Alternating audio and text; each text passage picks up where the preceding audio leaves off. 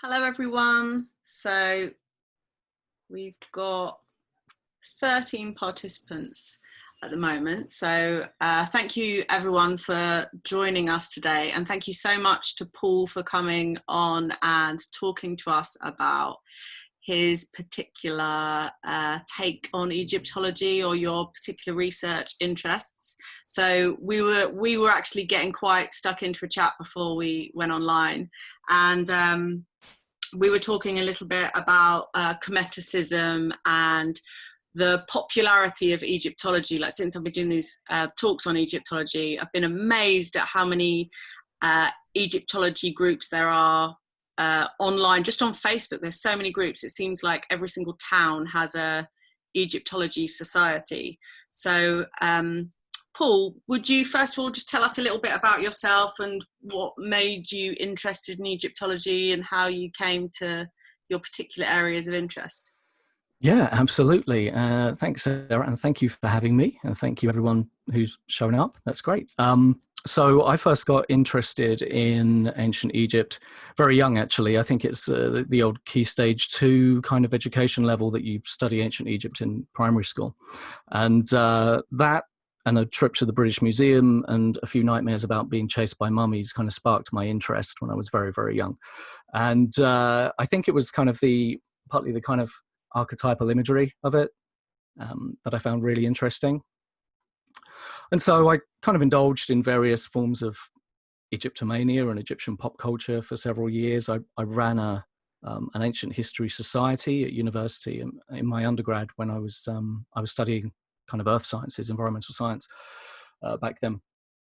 And long story short, after kind of becoming frustrated with the limitations of the, should we call it, alternative Egyptology approach that was very popular at the time, I decided to finally put my money where my mouth was and go back to college and study a master's and eventually a PhD, which is how I ended up kind of becoming more involved in more specialist kind of and more esoteric areas, but from the Egyptological side of things rather than from the kind of outsider interest or what you would call a hobbyist interest, I suppose. I don't mean that as a pejorative term, obviously. It's just a slightly different way of approaching the subject. So how did you meet people or get involved with people practicing the Kemetic orthodoxy or the Kemetic religions currently? Yeah, so that kind of, the interest in Kemeticism, I'd come across them online several years before, and I grew up in Forest Gate in East London, and it was I had a number of friends who'd grown up in African Kemetic temples, or they went to African churches that had Egyptian elements and things like that. And so I'd kind of always been having these conversations about one, Kemeticism, or Black Kemeticism as it was at the time, and these kind of various approaches to the religion. And that made me interested in two kind of key things, which I ended up studying in a lot more depth when I went to college, and that was Afrocentrism, or Nile Valley Afrocentrism in particular, and Kemeticism. And I think the Kemetic contacts, the initial contacts that I made, I'd done the training in ethical anthropological techniques and ethnographies in my first year, and did this kind of scattershot online of, oh, you know, here's some special interest groups, here's some forums, here's some internet chat boards, here's the House of Necha, you know, here's their forum, here's their chat board. And I just did a scattershot. I joined all of them and just started asking questions and saying very explicitly who I was and that I was a researcher at an institution, and keeping it ethically sound. But at the same time saying, you know, would anyone be willing to participate? And there was some pushback to begin with, if I'm honest, but a lot of people were also extremely supportive and helpful. Sorry. So that's kind of how the initial contact started. And then I guess I must have been talking to these communities for, I think, a good year or so when they started to, or they en masse, I'm generalizing, but various individuals started to approach me. I think I became more accepted as someone who wasn't there just to undermine what they were doing, and who was actually genuinely curious to see what resources Egyptology and Kemetics were sharing. And I was interested in that boundary, and I was interested in that conversation. And once people got the hang of, you know, or learned to trust that that's what I was there for, that I wasn't there to, you know, undermine anything, then a lot more people kind of became forthcoming and sending me volumes and volumes of information and text that eventually got distilled into Profane Egyptologists, the book. Do many Egyptologists enter into Kemeticism? Or Do is many... there a divide there? Right. So that's a couple of questions in one, really, I guess. Egyptologists up to the point where I was studying Kemeticism hadn't studied Kemeticism. So that's to say that it was a new field of academic study for Egyptology. That being said, there were Kemetics who were also Egyptologists. I met a couple of them. I'm not going to reveal any names. There are hints that there are several whose names would be recognized who are Kemetic. And that became a really interesting thing for me, because it kind of goes to show the nature of the debate in some ways. You know, I was looking at the discipline of Egyptology and its self-constructed boundaries and how we negotiate those. And that Kemetic Egyptologist question at once reinforces the idea that the anthropologists should never go native, or their studies seem to be compromised. But it also implied that there was a lot more Egyptology happening, something that we would recognize as authentic happening in Kemeticism than had previously been recognized in studies of the other, studies of magic, studies of mysticism, studies of the esoteric in Egyptology have particularly historically been inclined to lump everything in together as this Egypto-mystic approach and kind of dismiss it and try not to think about it and not really deal with it. There are a couple of exceptions. Now, that's not to say that there haven't been some really interesting studies of the mystical side of Egyptian religion itself within Egyptology, which is another question, I guess, and another topic. But by and large, what I was seeing as I went into this area was a lot of dismissal and it just all got lumped into the same category, basically. So I thought, well, we need a more nuanced discussion here, because more and more as I studied the Kemetic community, I was discovering that we're all using pretty much the same resources, the same sets of authentic Egyptian primary sources, and the Kemetics are using an awful lot of Egyptological sources and approaching it very academically in a lot of ways. But it would depend on where they were on the spectrum. There's kind of a continuum of Kemetic practices. And Is at one end, Tamara, the head of the Kemetic Orthodoxy, she's an Egyptologist, isn't she? Tamara Suda is an Egyptologist, yeah, and she's credited with founding the first Kemetic temple. There are a couple from around that time period, but there's without question the Kemetic Orthodoxy is probably the headliner. It's one of the largest groups, most visible groups online. And I kind of put towards the center of the spectrum, actually, in that they're a revivalist without being a very strict Reconstructionist movement. You've got a more conservative Reconstructionist movement at one end of the spectrum and a more eclectic kind of Tamaran Wiccan eclecticism at this end of the spectrum. And Kemetic Orthodoxy, I think, kind of sits towards the middle, at least in my study. Like they self-define how they will as individuals. And I was saying to you earlier when we were chatting before we went online that when I was listening to your interviews with them, they all do sound very sensible and pragmatic, and it's not like a cult, because also they were saying that really most of the rituals are to honor the ancient Egyptian gods and not about getting things that they want or fulfilling their wishes. It has a different kind of objective. Absolutely right. Yeah. One thing I came across an awful lot continually, actually, in my surveys with Kemetic respondents was that it was less about being front and center, so to speak, and more about being roadies for God. There is a definite feeling of responsibility for the upholding of Ma'at, a conception that we are living in times that are chaotic and that Ma'at is out of balance. The sense of cosmic justice is out of balance, and a desire on the part of the Kemetic, very commonly, to want to serve Ma'at by performing the rituals that lead to the maintenance of the universe, essentially. So yeah, you can take that how you will, but there was much more about personal responsibility and social and community responsibility. I found in the study than it was about, exactly like you say, doing spells to, get stuff. Yeah. So what do you think the sort of daily religious or ritual life would have been for ancient Egyptian people at a certain time period, and how would that compare with how someone maybe quite high up in a Kemetic religion conducts themselves? Okay. So, I mean, in ancient Egypt itself, the theory goes, at least, that there was a rotating priesthood. There would be daily offerings. The cult statue would be attended daily. It would have to be, cleansed with incense and dressed. And prayers were given to support Ma'at. Prayers were given on behalf of the king. There are many studies.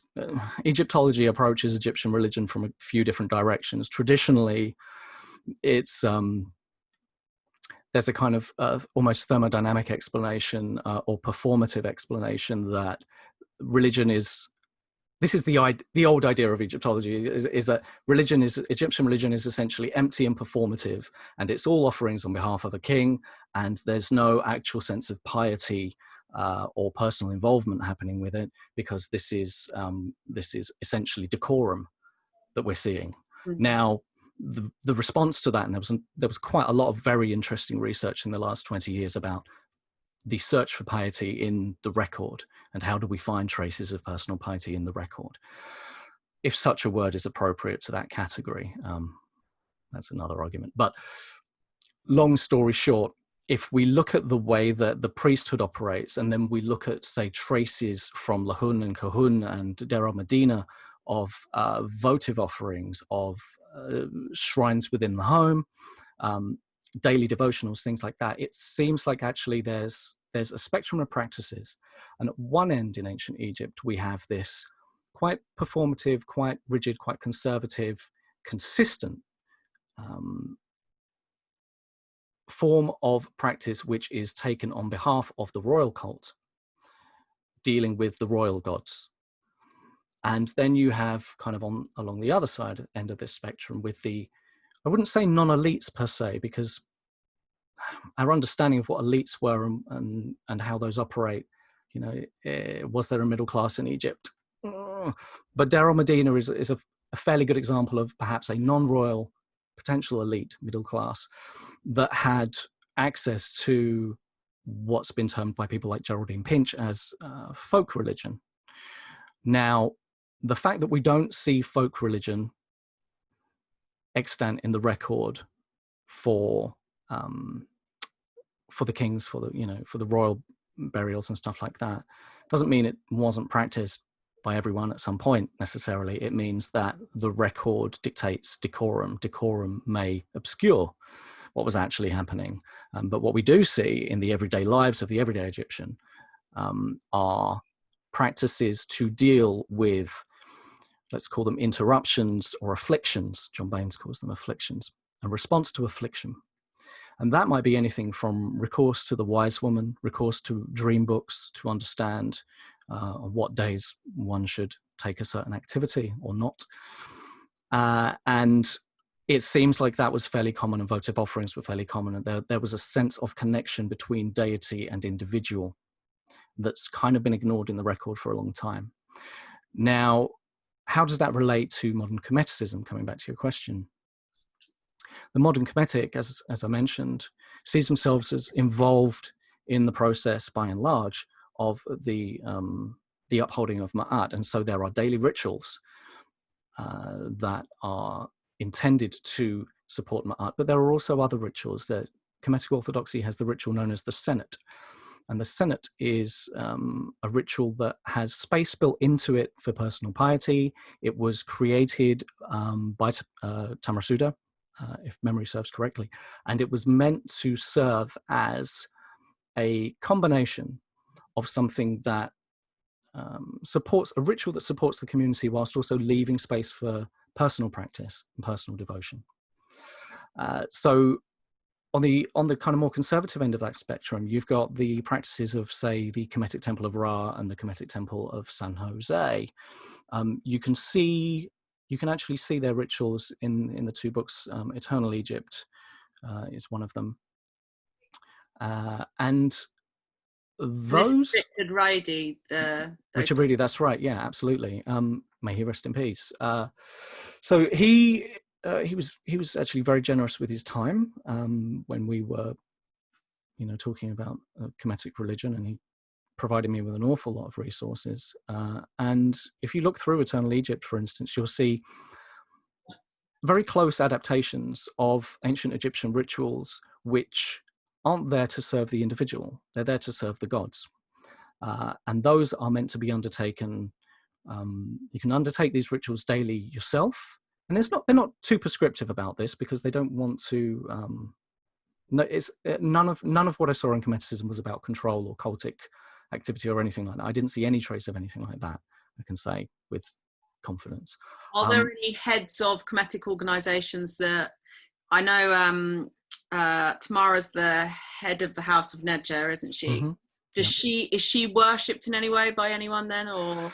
Well, that's an interesting question, because she's taken the role of Nisat, which is essentially the spiritual role of the king, and fulfills that function, and sees that, and Kemetic Orthodoxy in general sees that as an essential function of the Kemetic religion, that they have a figurehead. That's not to say that I saw any evidence that Tamarsuda herself demanded any kind of worship in that sense. The membership are extremely respectful of her, and you have this kind of a form of, I guess it's a form of honorific transposition, where you would put the god's name first. You would put any reference to her holiness, or etc., will be capitalized in the same way that you would respectfully of a royal personage or someone in a religion, perhaps in Catholicism, etc., as well. So there is a form of that, but that does open questions of cult of personality, and we actually spoke about that. She very kindly gave me some time to ask some of those more difficult questions, and I think pretty much all of that wound up in the book, and she's coming on the show at some point. Excellent. Time. Yeah. So tell us a little bit about the book. What I can see it behind you there. yeah. Flagrant self-promotion there. Sorry about that. So the book it's basically a distillation of the PhD, and I must admit, having read it back recently, because obviously I wrote the majority of the PhD 10 years ago, just to put it in perspective. So coming back to that and having edited that and put it out back in 2015, 2016, was quite an eye opener, because it's extraordinarily dense. I stand by the content, absolutely, but I wish I'd studied script writing before I wrote it. I'll tell you that.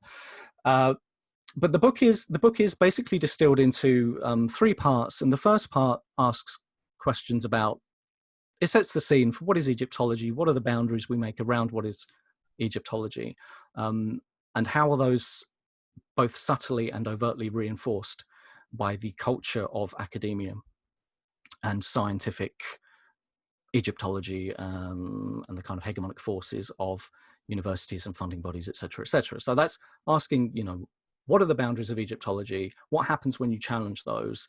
Is there a precedent here for that? And it turns out, well, there kind of is in Afrocentrism. So then I looked briefly to Afrocentrism and to the situation of the education or miseducation in some instances of various minority groups, and how that's affected.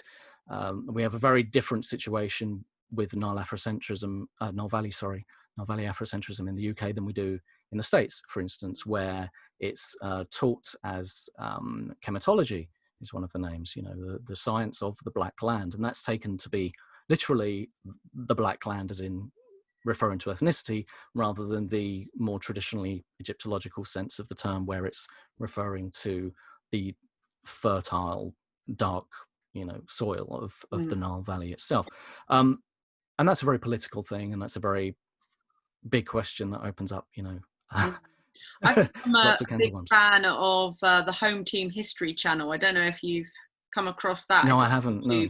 It's really interesting exploration of African cultures that were predate ancient Egypt or were running alongside ancient Egypt, like in Nubia and places around there, and the influence that they had on the world at that time that is kind of overlooked often. And it is like really, the Nubian influence in ancient Egypt is really fascinating. We don't learn much about the Kushite kingdom, like that kind of stuff doesn't come into ancient Egyptian history, but certainly in schools, generally speaking.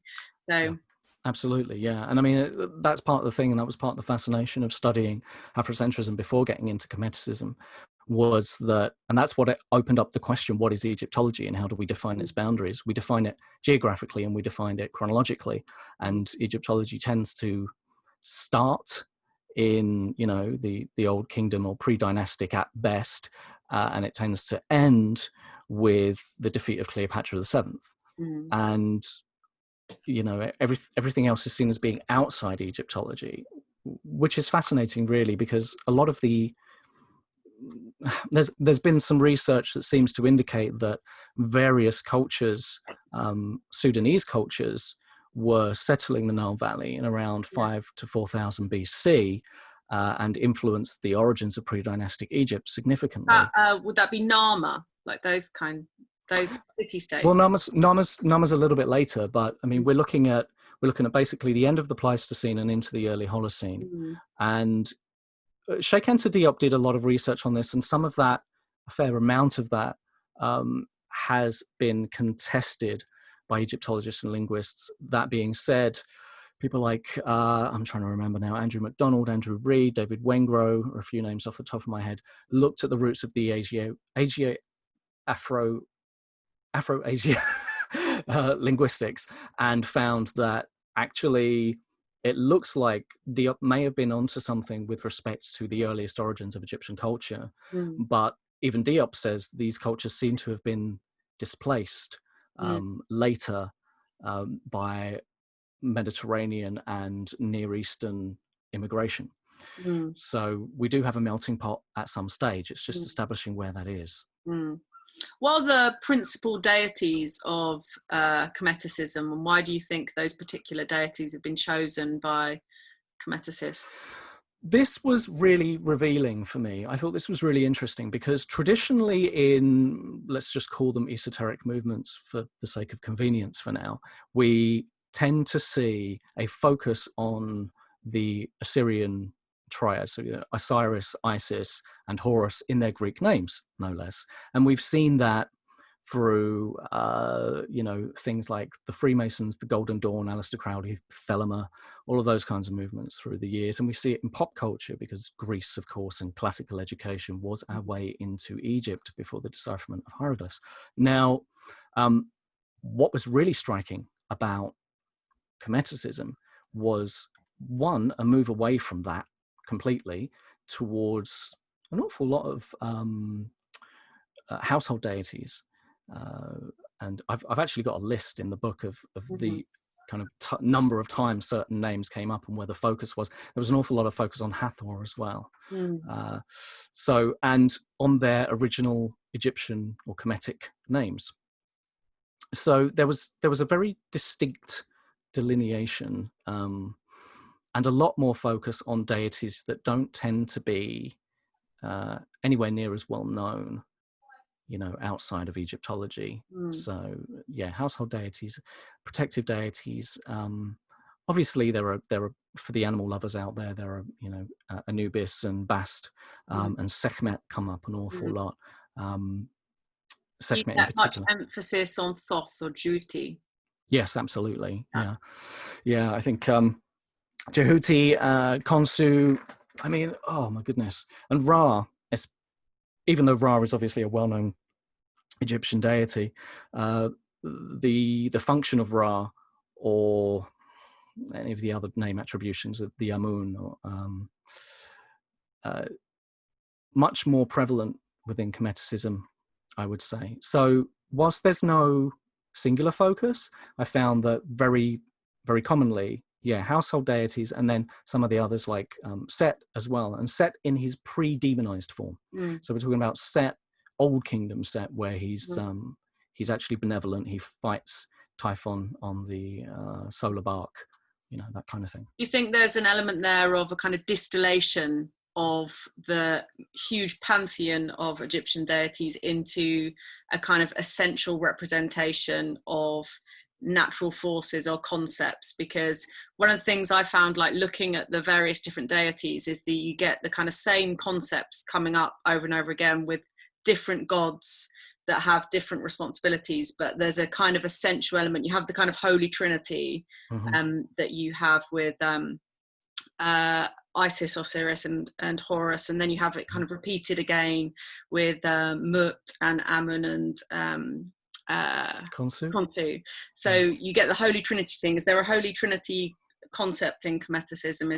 Is there a kind of basic religious idea in Kemeticism? Is there a creation myth that is celebrated? If you were to explain Kemeticism as a religion in line with something like Christianity, how would you explain Kemeticism as a religion? Wow, that's a really good question. I think how I would explain it as a religion is anthropological, to be honest with you, and I've never really thought about it from that perspective of how that kind of functionalist explanation of what the religion is. It's, Kemeticism is a revival or reconstruction of the pharaonic religion of Egypt with an emphasis on their creation myths and their gods. Now, the thing we have to bear in mind, of course, is that Egyptian civilization was over a reasonably large territory over 3,500 years, 4,000 years, give or take. And whilst the religious centers moved all the time, and those triads, became different emphasis on different triads for different periods and different kings, a Kemetic can choose from any of those and tends to go towards the ones that call them. Now, as a side note, the idea of the god being called by a god or a certain god speaking to you or having a numinous encounter with a deity, usually through a statue, often in a museum, actually, it would be like the god has spoken to you. That was quite a common element. And you can absolutely understand how as well when you go into these displays and you see just the lifelike kind of attributions of the apis ball, for instance. And I suppose the concept in ancient Egypt of a statue being able to have for the god, breath and spirit.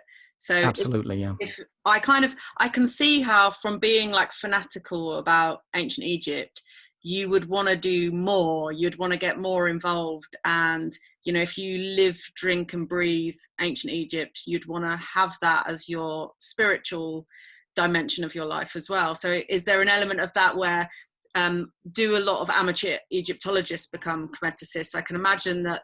Does it start with having a passion with ancient Egypt? If it's not born out of a cultural Black history perspective, especially, because that's almost a kind of different way in, I would imagine. It's cultural reclamation. But in terms of Kemeticism, I can see that it would appeal so much to people that are really passionate about Egyptology and ancient Egypt and just want to have it in every aspect of their lives. I think that's absolutely, it's reasonable to say that that was a way in for a lot of my respondents. And it was absolutely one of the questions that got asked. And why Egypt as well is kind of one of the things. Why does it have this appeal? And it seems to be this kind of, this raw archetypal appeal that it captures the imagination, it captures the human attention in the way that very few other civilizations have. Were amateur Egyptologists Kemetics, or did I think the two feed, the one feeds the other, so to speak? You know, they're symbiotic. Yes, there was definitely interest expressed in Egyptian society by most respondents throughout their lives, and it would become a spiritual concern at one point or another. Some of them got into the spiritual aspects of it very, very young. And were interested in following those gods from childhood. Others didn't come to the religious side of it until much later. It was rare that someone kind of came to Kemeticism without having some kind of exposure or interest, because let's face it, it's a Western preoccupation. This was a Western study, and I have to emphasize that kind of selection bias there, because I was looking at groups in particular that were based in the United States. A study can only be so big. So but absolutely, the kind of the one feeds the other, and I would imagine the more one is involved in Kemeticism, the more Egyptology you're going to learn. And that was absolutely the case, because you're looking at primary sources, and some of the scholarship was fantastic. It was incredible, you know. What preparations does a really devoted Kemeticist make for the afterlife?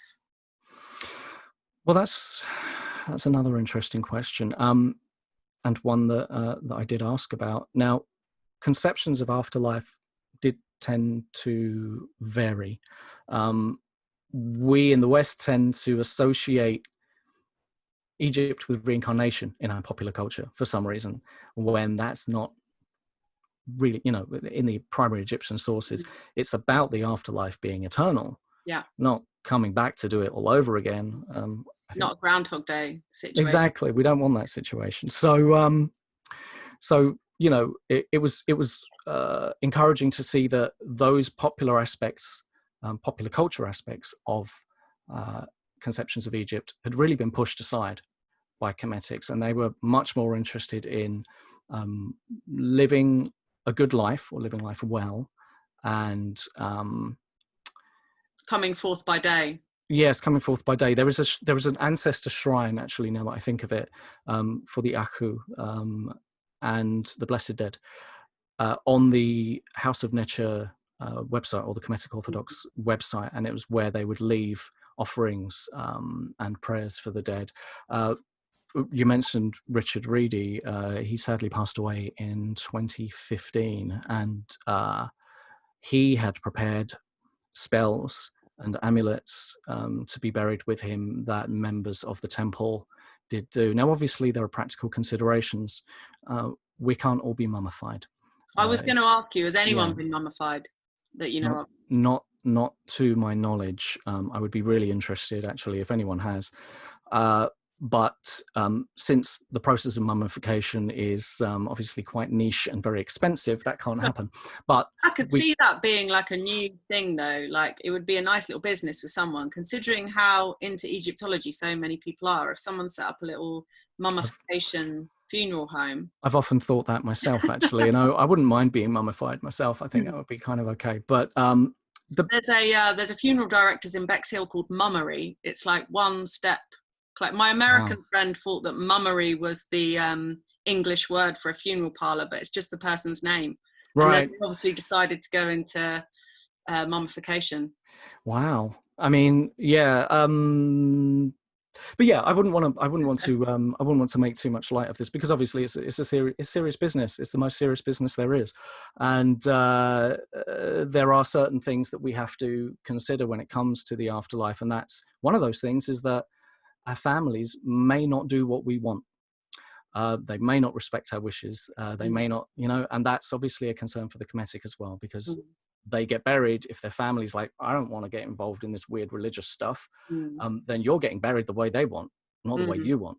So, and you have to get buried. Is there, like, you can't be cremated, or is there any preference to that kind of thing? My understanding is that there was quite a lot of assimilation in some places for some practitioners of Eastern ideas as well as Egyptian ideas, and in those cases the idea of being cremated wasn't a bad thing. By and large, of course, in line with the Egyptian belief, the idea of preserving the body in a sense so that it can undergo its trials, have the heart weighed in the afterlife, and move on, is still adhered to in some places.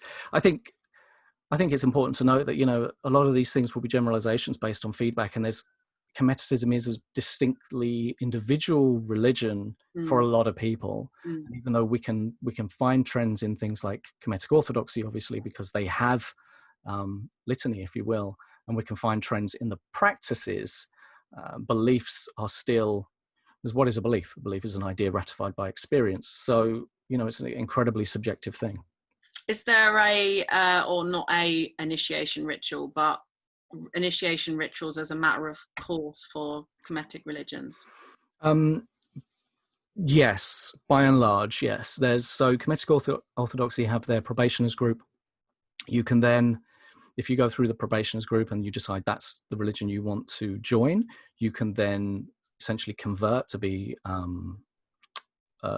a full-fledged member, and they have a rite of it's called the RPD, the rite of parent divination, where I think it's usually Tamara herself who undertakes it. I think some of the priesthood can as well, where they do use a form of divination using cowrie shells, interestingly, which isn't an original Kemetic thing necessarily, but was brought in from Kemetic orthodoxy. See Kemeticism as an African traditional religion.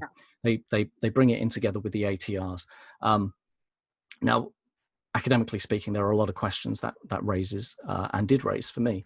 But what it means is they have a basis on which to fill in the blanks. If there is something in the record where it's like, we're not entirely sure how this would be done. However, if we look at similar practices from the Yoruba, for instance. Yeah, I guess that's one thing that you can't really do in academia, because it can be quite rigid and hard to filling those gaps intuitively or without hard, solid evidence. So Kemeticism kind of perhaps has that flexibility there, whereby, I mean, I think it's kind of a natural thing to do, isn't it? In terms of just intellectually, you fill in the gaps by looking at what else is going on or what else is similar. Well, this is where it becomes really interesting, because and this is essentially when occasionally Egyptologists, I will name no names, would come to talks about this when I was still a fresh-faced, little undergrad, and say, well, what's the point of this? Academia to begin with. But the point, of doing research like this, where it becomes really valuable, is that it's a phenomenological exercise. And phenomenology is, as all of you will know, has been a part of archaeology for a long time. But we can try and experience something, but we're coming in from the wrong mindset. If you speak to someone who is practicing something and trying to get into that mindset organically, authentically, new questions come up. Yeah. And that's where it started getting interesting, because I started realizing there were really interesting research questions here about taboo, for instance, about menstruation and how this affects interaction with ritual. These are things that we've not really gotten to the bottom of in Egyptology, yet phenomenological experience with this. It throws all kinds of things into the air, and we go, well, we've never thought about this because this is all academic for us. It's theoretical. You start practically undertaking these rituals, you very quickly realize, oh my God, there's a lot of gaps here. And how do we counter that? That for me is where it became really valuable, really interesting.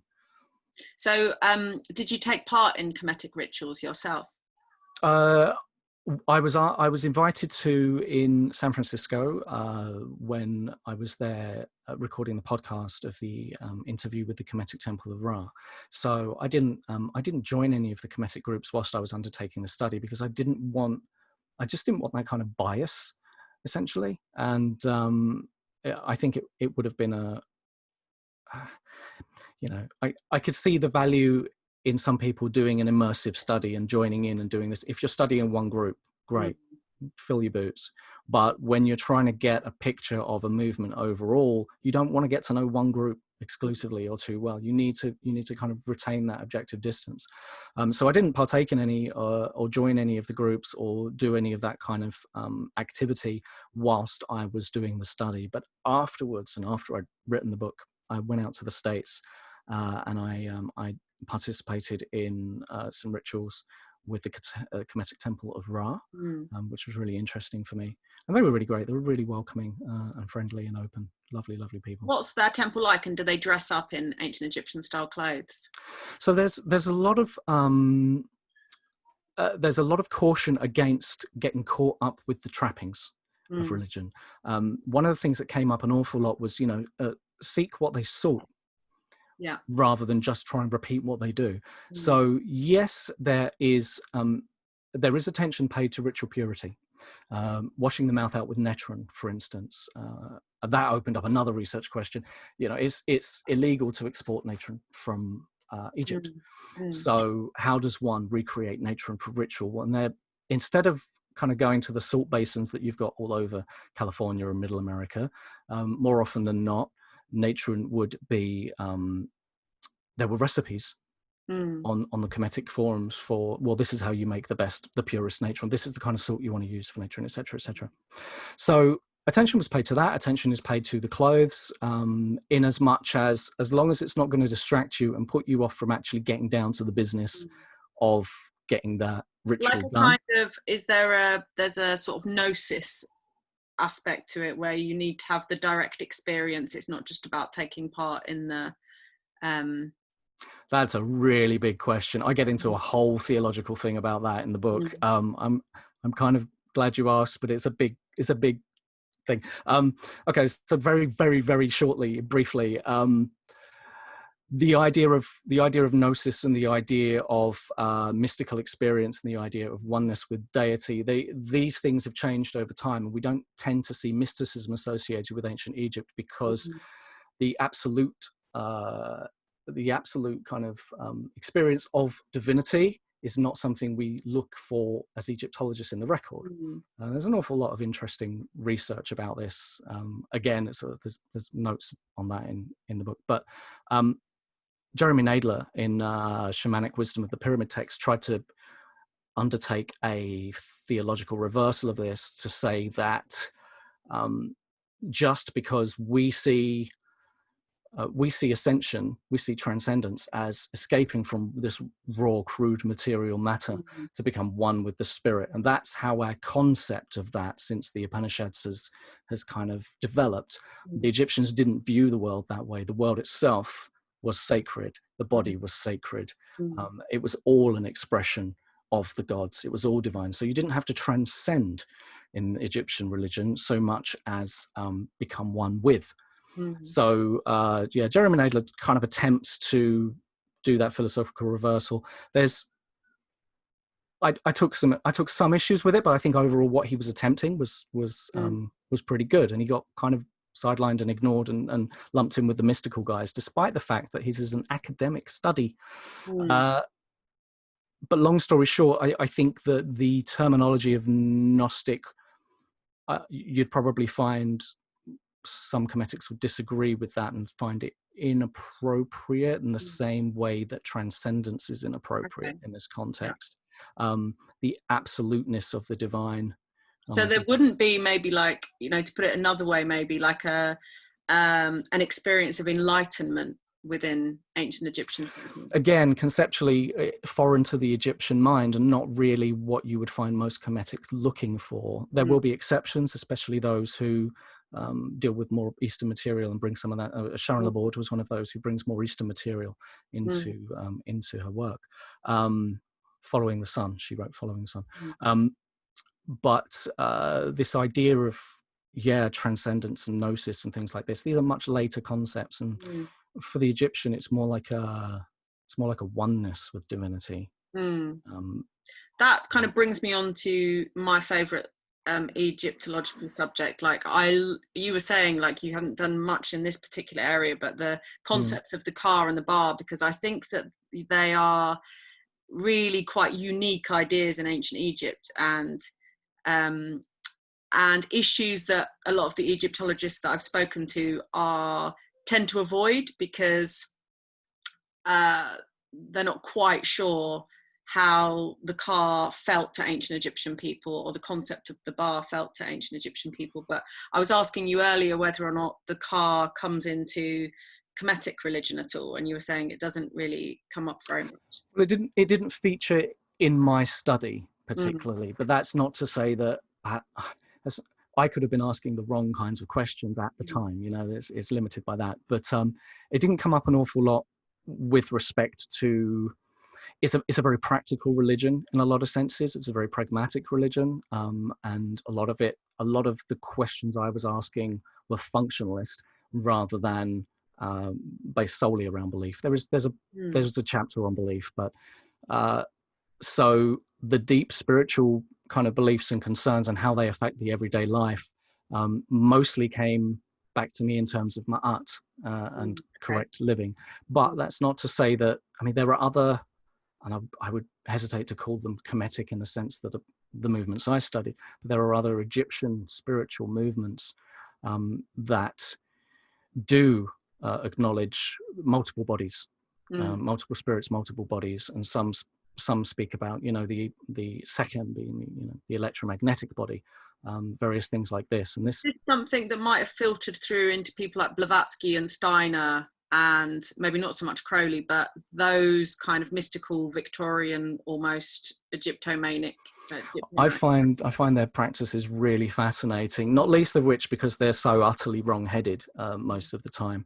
The idea that there is any lineage through the Golden Dawn or through Freemasonry or Rosicrucianism to something authentically Egyptian, to me, does not track whatsoever. And I take a firm line on that, if only because having looked at a lot of the Masonic material, you can see its origin quite plainly in things like Sethos by Terrason and several books, the Apellius, you know, the Golden Ass and things like that. And these are Greek interpretations they assign mystery like religions. Mithraism as well. What's that, sorry? Mithraism you see in Freemasonry, I think. Right, exactly. Yeah, I mean, Freemasonry obviously is a hodgepodge of multiple different things, and quite rightly say Mithraism. The Egyptian stuff didn't actually come into Freemasonry until a fair bit later, at least 50, 60 years after it was founded. They were more concerned with Hebraic, you know, the Hebrew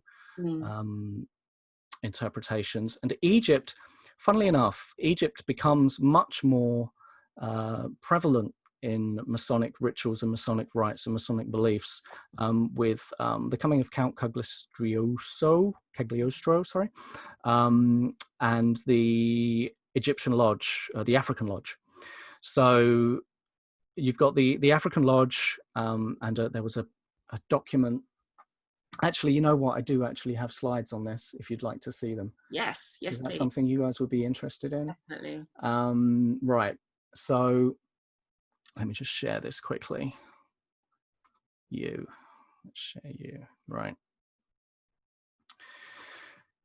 So here we've got Renaissance portrait of Hermes Trismegistus. That's Hermes the thrice great, often identified with Thoth, Tahuti. This is on the floor of the cathedral at Siena, 1488. Seen as a contemporary of Moses. Now, the Hermetica actually is a good one to mention here, because the Hermetica being essentially Greek philosophical writing that's drawing on some Egyptian ideas, but mostly a Greek interpretation thereof, is discovered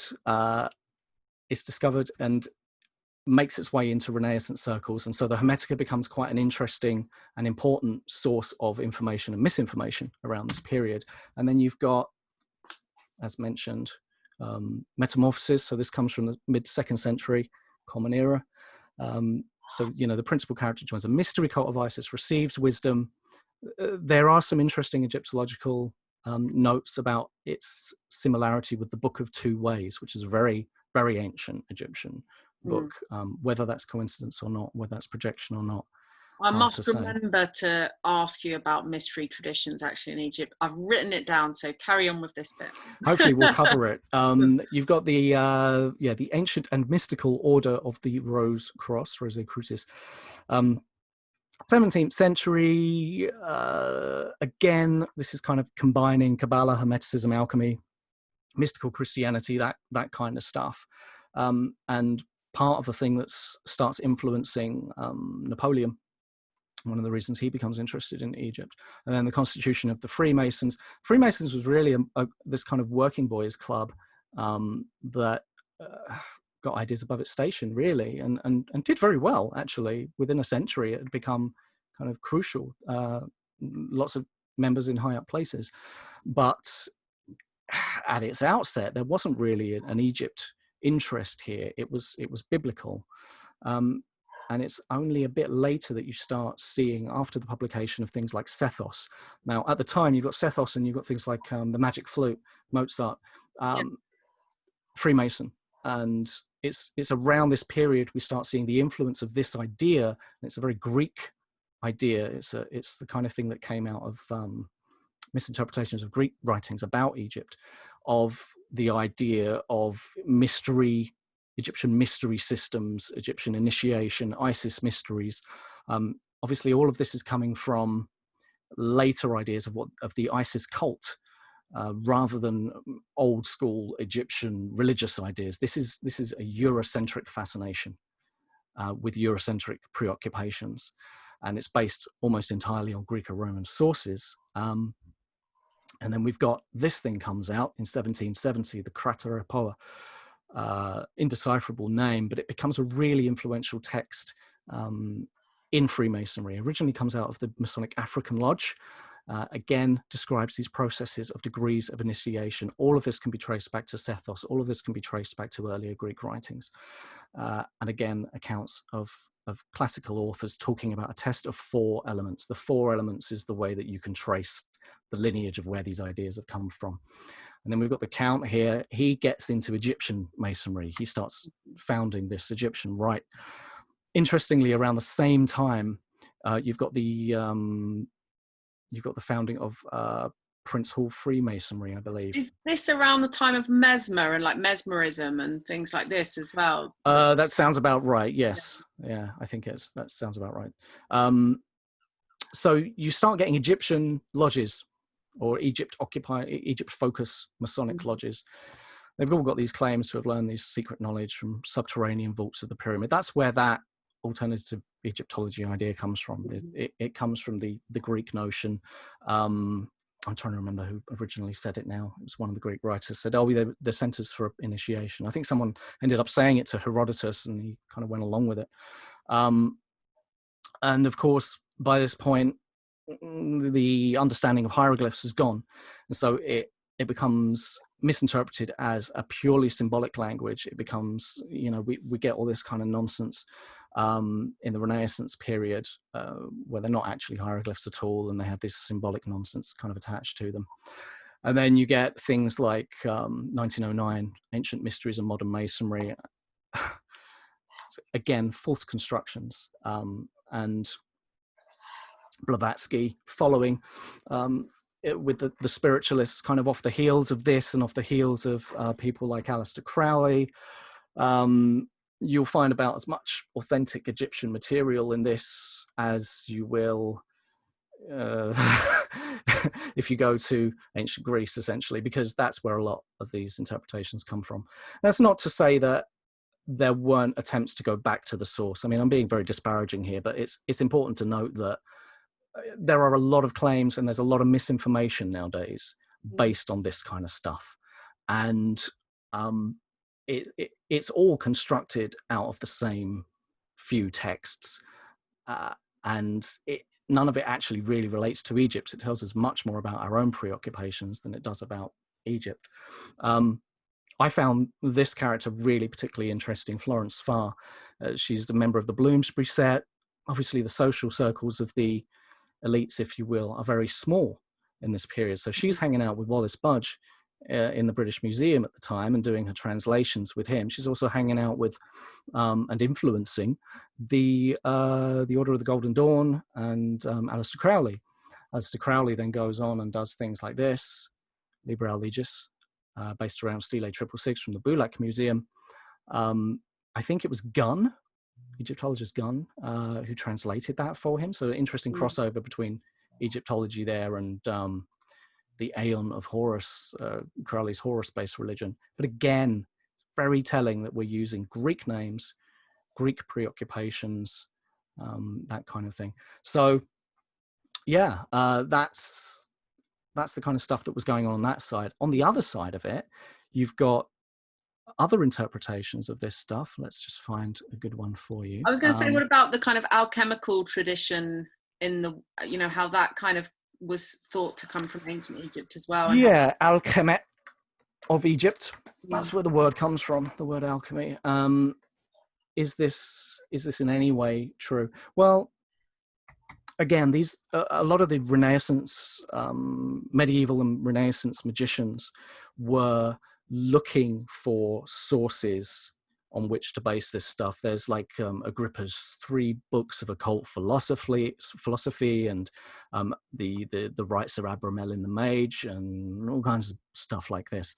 How much of it you could say relates to genuine Egyptian material when we look at that Egyptian material firsthand? Plainly very little. And Egyptian magic operates under, Robert Rittner wrote an incredibly good book on the mechanics of Egyptian magic and how Egyptian magic works. And conceptually, a lot of these modern magical things, were just very, very alien, or Egypt's mindset was very, very alien from that. Is alchemy anything to do with ancient Egypt? They understood a certain degree of what we call chemistry. Absolutely. Was it used in the same ways to the same ends? I mean, not really. They've got uses for certain things in medicine, and that's where you see a lot of that kind of progress is responses to physical affliction. But Egyptian magic operates in the context of the Egyptian cosmos, and it's taking part in that myth. Whereas Western magic comes from that kind of Crowley idea of domination of nature, which is a very different concept to the Egyptian stuff. So it's fairly easy to kind of figure out once you get familiar with the Egyptian material, what's really pulling on that and what's just saying it is. And an awful lot of stuff is saying it is in the tradition of the Greeks. The Greeks, if they wanted to lend authority to something, said, we got it from Egypt, because Egypt was respected as one of the oldest civilizations. Unfortunately, that's backfired for us as scholars, because a lot of the Greeks will say, we got all this stuff from Egypt, and they didn't. They didn't get Pythagoras from Egypt. There's no sign of Pythagoras in ancient Egypt, but it's used by the alternative archaeologies as proof of, well, we've found pi in the pyramid. No, you haven't. You've projected pi onto a pyramid. We've never found any trace of that kind of mathematics. I'm ranting now. One thing I was going to say. So, I kind of imagine that the earliest, the kind of pre-dynastic religious ideas in Egypt would revolve around fertility and the cycle of the seasons and things like that. So, do you see that reflected in the Kemetic calendar? Do they celebrate the Egyptian New Year with the appearance of Sopdet and things like that? Yes, absolutely. They one of the reasons that most Kemetic practitioners, some do, but most Kemetic practitioners do not identify with pagan or see themselves as part of paganism, because even though it's a polytheistic religion in most senses, we can come back to that, even though it's a polytheistic religion, they don't share the wheel of the year, for instance, with Wicca. They focus on ancient Egyptian rituals and festivals, and the degree to which that happens obviously varies, but usually you'll find with things like, so Kemetic Orthodoxy is interesting because they took their religion online so that their community could all participate. So they'll hold ritual online, and these are the kind of rituals that they're holding online. Essentially, they're based on the Egyptian rituals. And in any kind of like physical base that they have they made an attempt to recreate an ancient Egyptian temple atmosphere? Recreate, perhaps not strictly speaking, but certainly invoke the spirit of. So the aim, the goal, the spirit of what you're doing, to try and match as closely as possible, rather than just the trappings or dressing of what you're doing to match as closely as possible. They are less concerned, I think I can say, generalize that quite safely, less concerned with the trappings than they are with the point of it. Which, but there was a temple in Chicago. Kemetic Orthodoxy had a temple in Chicago for quite some time. I don't know what the status of that is right now, but it did have an altar, and it did have, statues of the gods and stuff like that. But they were, they're kind of what we would consider as ornamental sized statues, not giant things. Now there are other Egypt leaning groups that have actually tried to recreate Egypt. The Nubians spring to mind, who were quite a militant Afrocentric group, and they're the ones that were building like a community in the deserts. It looked absolutely amazing, like self-building houses and temples, and kind of recreating a mini Egypt. Yeah, there were pyramids, there were temples, and their principal. The principal went to jail for a lot of really hideous stuff, and the land itself was reclaimed by the FBI, and all of that was bulldozed and taken apart. No, it went all wild country. Yeah, it looked like things were getting pretty heavy there, and not in a good way. So there are groups like that. Obviously, that doesn't represent, and I'm not trying to say that represents all forms of Afrocentrism. It doesn't. It was a very extreme case. But yeah, some groups will do that, some individuals will do that, but by and large, what I saw of Kemeticism again was less concerned with that. Okay, so I've got one last question for myself, and then I'll start going through everyone else's questions here. So on the subject of like divination and the oracular tradition in ancient Egypt, do you see that coming through in Kemeticism as well? Yes, absolutely. And I mean, whilst it's fair to say that, I've kind of put a picture of the Thoth deck up and said that was, inappropriate, but obviously there is some precedent for certain systems of divination in ancient Egypt, recourse to the wise woman, oracular statues, that kind of thing. Cowrie shell things in Kemetic Orthodoxy have been brought in from the Yoruba, under the banner of African traditional religion as well. And there are the casting of bones, the casting of sticks, that kind of thing does occur. Obviously, the rite of parent divination, that kind of thing occurs. I wouldn't be surprised if there was some use of dream books and things like that as well, because, well, again, a lot of Kemetics are using so-called academic resources and kind of, bringing them in, so incorporating them. So yes, you do see that, and you will see like on both ends of the spectrum. I mean, just because I don't believe that any of the theories that have kind of sprung, or most of the theories that have sprung out of Freemasonry and that legacy, that side of things, because I don't put any validity in that, doesn't mean that I'm disparaging anything that happens on the eclectic end of the Kemetic continuum, so to speak, because there's a lot of eclectic practices in Tammuz and Wicca or Egypt-themed paganism, which will include things like tarot cards, which of course is perfectly valid if that's your thing. And there is some evidence to suggest that it's possible that early forms of tarot may have come from Egypt via groups of travelers, you know. So, yeah. Okay, brilliant. Right, I'll just go through some of the questions that people have asked so far. So Gwyn asks, could we find parallels with other cultures like Buddhism and Shinto, and are there any parallels to ancient Egyptian religion that exist apart from Kemeticism anywhere else in the world? Parallels to Egyptian. So is that to say parallels between? Well, I kind of think when I go to places like the Petrie Museum and you see the statue of Isis with Horus, you can kind of see the lineage and the evolution into Christianity in a way, the kind of like pagan religion, the elements of the pagan aspect of ancient Egyptian religion being turned into a Christian religion. And obviously they tried to get rid of the sexual elements in ancient Egyptian spiritual ideas because it was all about sex and semen and it was kind of messy, and Christians cleaned that all up but presented it really essentially with quite a lot of the same aspects. So are there other religions in the world that you think either influenced ancient Egypt or were influenced by ancient Egypt, so between ancient Egypt and Kemeticism? Coptic Christianity would be the first one that springs to mind. And the Copts are, I think they're kind of the forgotten history of Egypt in some ways, because it was, the Copts preserved the language and they were the last speakers of the native Egyptian language in Egypt. When Greek started becoming the lingua franca of Alexandria, and Greece kind of jumped up in status through the Ptolemaic era and on into the Roman period. The Copts were preserving, as much as possible, surprising amounts of Egyptian material and culture.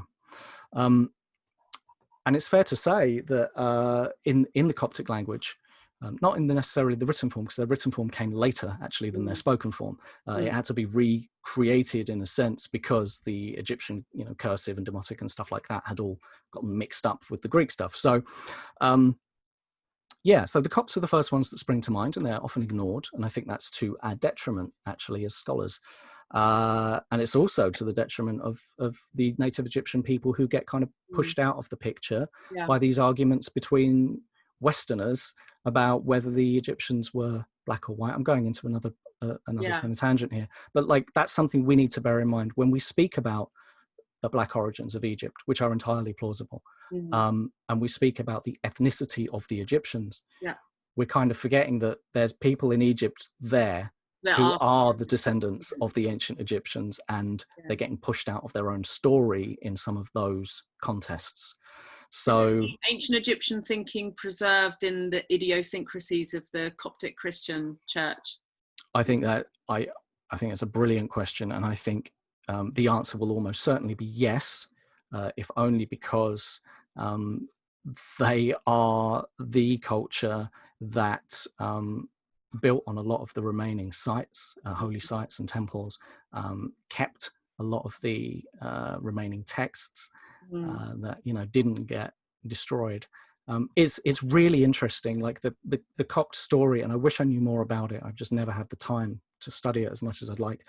But the Coptic story is almost a unique one in that we get this narrative, we're sold this narrative of these violent Christians coming along and burning everything and destroying everything and all this, that, and the other. And sure, the Christians did their share of that, and the Arabics, the Arabic invaders did their share of that. All kind of monotheistic religions have done their share of that. And the pagans weren't entirely innocent of doing that to early Christians, let's remember. And what's interesting and unique about the Copts is that there seems to be a side of Coptic religion which was much more interested in preserving that. Why? When the rest of Christianity was saying, we've got to destroy all this pagan stuff. So how much has been preserved is anyone's guess, though. Obviously, there have been some findings. Sally asks, do we see the tree of life structure in the sort of Kabbalistic sense? No, not to my knowledge. Let me rephrase that. That concept which we see intermingled with Egyptian material largely through, as you say, Kabbalists and we're coming back to the Masons and the Golden Dawn and the Western magical tradition. That's where that parallel kind of begins. The idea of a tree of life, firstly, I mean, there's not a lot of tree symbology in Egypt. That's not to say they didn't have trees. They had some trees, obviously, but I have the sort of sycamore, and Hathor seems to be a yes. very early goddess as well, like perhaps even one of the first mother goddess figures. Would she predate Isis in some instances? Potentially. I mean, the ones that do seem to predate a lot of the 8 primordials, Het and Hekit, Amun and Amunit. Amun, of course, becomes Amun later. The other 2 will come back to me, but and they were based at Hermopolis, what we call Hermopolis, El Eshmunin, and that was the holy site of Tehuti Thoth, god of knowledge, which has had difficult times. It's disappearing under the water table. So excavating that would be really difficult. I can't even begin to imagine what may have survived down there, though, because it was far enough away from a lot of the kind of hotbeds. So yeah, really interesting stuff. Sorry, I lost track of the question a bit there, though. Tree of life, because I've only really seen the sycamore or the fig. There's a particular kind of fig that's represented, and yeah, absolutely. Yeah, I mean, like lotus plants obviously had their symbolic attribution. There was some really interesting work by Shvala de Lubitz. He lived by the temple of Karnak in Thebes for most of his life, and he was a symbologist. He just kind of hung out there. Now, even though I have a bit of an axe to grind with some of the alternative camp and ancient aliens and that kind of stuff, I will give props where they're due, and serious respect to Shvala de Lubitz. Like the stuff that he did, I think, has been overlooked to our detriment, because there's some stuff in that symbology of the natural world, and we know that the Egyptians were extraordinarily preoccupied with the natural world. There's Badawi, back in the 60s, an Egyptologist called Badawi did a bunch of studies on the harmonic proportion with relation to the temples, it was the Temple of Karnak and various other temples. He was looking for the golden ratio, golden section. He was looking for harmonic proportion. He was looking at it in art and stuff like that. And whilst it's very easy for us to project our beliefs onto the Egyptian, project our working system onto them, there is some really curious stuff to suggest that some of that symbolic stuff about numbers possibly has some grounding, possibly. Then I guess because I see ancient Egyptian people as being very aware and very observant of nature over an exceedingly long period of time, that the golden ratio is present in nature, and therefore in order to recreate natural looking things they had to be aware of that. I was looking at a really interesting study about the symbology of the blue water lily, actually, and how they think that the blue water lily inspired the hieroglyph for the sun with the dot in the center, because the inner part of a water lily has like a tiny globe, like a golden globe in the center of it, and then the representation of the uraeus with all the rearing cobras around it as well can be seen in like the stamen orientation around the golden center as well. Interesting. So I think like observing the natural world in Egypt, like you were saying about Kemeticists have in some way a more kind of feeling or intuitive experience of some of the Egyptological ideas. Also being in Egypt with the natural elements in front of you all of the time and observing the same natural landscape that ancient Egyptian people would have seen, you'll see little aspects in those things that perhaps an academic sitting in an office somewhere or someone just reading about it online isn't going to be able to examine close up. Exactly. I think you've hit the nail on the head there, and that was why this was such an interesting area for me. It's that when you take the study of Egypt out of the context of the classroom, of the museum, of the library, what comes up? What perspectives do we miss?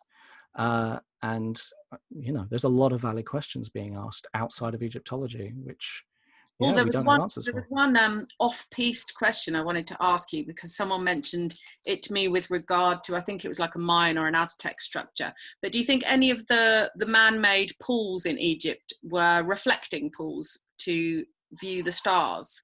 Is that a possibility? Well, I mean, it would be conjecture, because I can't think that. Okay, so there is definitely a preoccupation with the astrological bodies in Egypt. We know this, absolutely, and we don't know how far back that preoccupation goes. Although most of their treatments of it or depictions of it can be found very early. You know, in the depiction of the starred roofs and the tombs, etc. So. Possible, absolutely possible, I suppose. But yeah, wouldn't like to say either way. Known observatories in ancient Egypt? Depends who you ask. Mm. Yeah, depends who you ask, and also depends when, because what a lot of our understanding of where the Egyptians picked up their astronomical knowledge was from, you know, those Near Eastern societies. Yeah, Mesopotamian, and you know, who were incredibly good at that. And it seems like that contact was there right from the outset. So it's possible that there was more preoccupation with that, but the evidence is fairly scant. Okay, Danny, are you there, Danny? Because you should probably ask your question yourself. Danny says, can you speak to us more about Egyptian medicine and magic for starters? And then I've unmuted you, Danny, so you can. I can't find myself, but I can see you. Oh, hello. Thanks for the talk. That was wonderful. Really, really interesting. Thank you. You're welcome. You mentioned something about their chemistry, and I was just curious about how the chemistry and the medicine and the magic interacted, and maybe you could say a little bit more about that. Particularly, I'm interested in the Mendesium. I think what I don't know if I understood you correctly, but the Mendesium is something I've been researching from a biblical perspective, because the ingredients go into the anointing oil in the Bible as well, particularly cinnamon, cassia, and myrrh. And the Mendesium, as I understand it, was exported from the Middle Bronze Age from Egypt, I think, to Rome. And that's a really interesting combination, because the combination of cassia and cinnamon inhibits, basically, to put it briefly, inhibits the enzyme system, which drugs to kind of bypass your body's drug defenses and get into your brain. So we see that technique in the Bible, and I wonder if you might say anything about the Egyptian science on that. So with respect to that specifically, I think it's fair to say you've done more reading on that than I have. But with regard to the context of how the chemistry, or what we would label usefully as chemistry, and magic and medicine go together, I mean, it all operated as part of, conceptually, as part of the same thing. There wasn't a separation. That separation is modern. That's a modern distinction of post-Enlightenment thinking, that we treat magic, and we treat, you know, magic is this weird thing that happens over here now. You know, it's something we don't think about seriously as academics. Now, that's me being slightly sarcastic, in a sense that I think it is something we have to consider seriously as Egyptologists, because our the focus of our study believed in it, and it was part of their daily existence. So it's a really good question, because magic is as essential to the medicinal process as any of the ingredients that may have been used.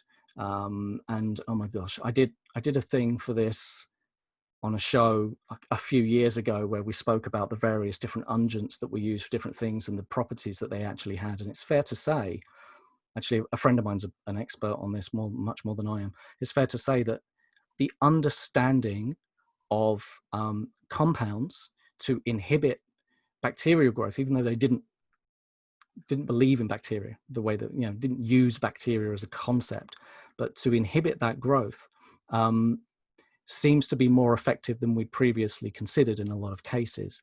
The idea that magic forms the framework within which this all works becomes really important to, especially when you start looking at the very real effects of placebo and nocebo on rates of healing. So there have been various different studies on how the mind affects rates of healing, and it's up to 60%, reliably 30%, up to 60%, where placebo will play a major part. And that's not to say that I'm dismissing all ideas of magic as placebo, but if you want a hard scientific take on this, you could very readily say it was as important as any other aspect, because it still is to us.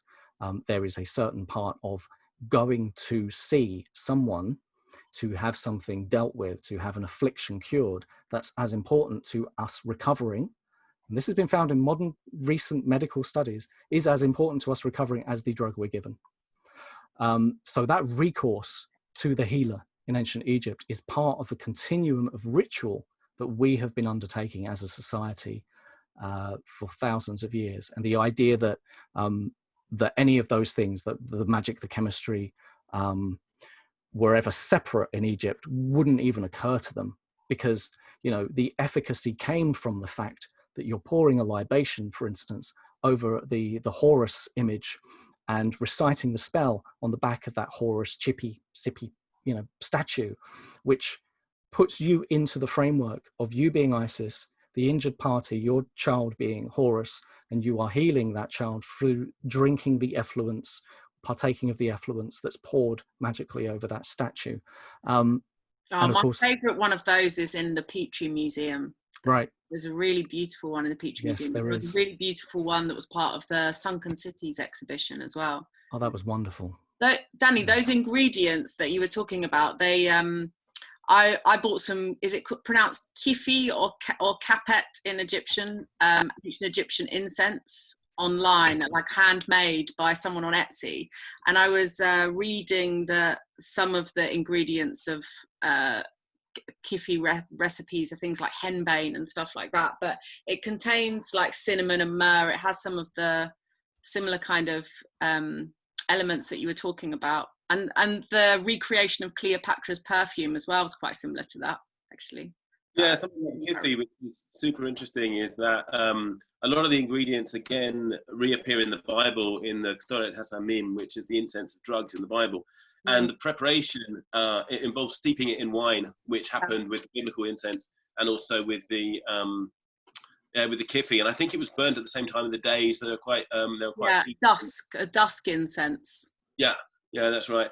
So that's super interesting stuff. Have you used it then? I mean, what have you? Is it working for you? It smelled really nice. Right. It is relaxing. I like to create a ritual type atmosphere in my bedroom anyway. Yeah, I think that's it. About the mix between that chemistry, that pharmacology, and the let's say the trance techniques.